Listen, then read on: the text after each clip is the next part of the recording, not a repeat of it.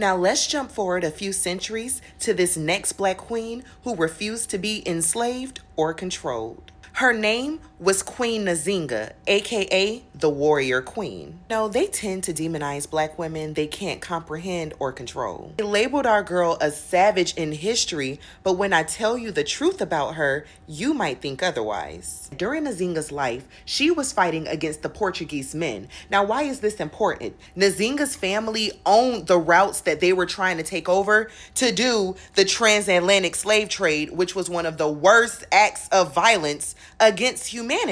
Nzinga and her brother both understood what was happening around them. Unfortunately, at the time, Nzinga's brother fell sick, so it was up to her to protect the kingdom. So she's acting as a place of a ruler at this point, and she's seeing that there are people being enslaved, and she doesn't want this to happen to her people. This might be shocking to racist America, but black people are smart. She understood that these Portuguese men weren't just trying to trade with her, they were trying to do business with her so they could have access to these routes so they could act out their devious and sinister plans that they had for black people during that Atlantic slave trade. So our girl said, you know what? Let me use my intuition and my God-given brain and show them who really know how to play the game. So the governor sets up a meeting with Nzinga to see if they can come to some type of negotiation. So she pulls up. Why did they have a chair for everybody in the room but her? They tried to make her feel inferior, one, because she was a woman, two, because she was a black woman. Nzinga said, oh, really?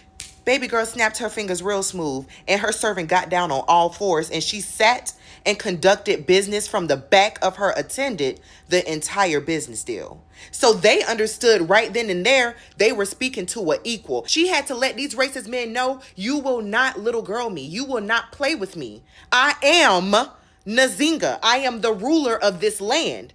If you want access to it, you will respect me. I know those Portuguese men was gagged, honey. They said, oh, we can do that? We can use slaves as chairs? Historical texts tell us that Nzinga was a diplomat. She was a military strategist and a political negotiator. She was a master of alliances, y'all. She negotiated with the Portuguese when it benefited her, but then she went and built alliances with the Dutch when the circumstances changed. So she knew when to and when not to move. Instead of fighting these large armies directly, Nzinga worked smarter and not harder. History says she understood that working with smaller forces could be better used as ambushes and surprise attacks.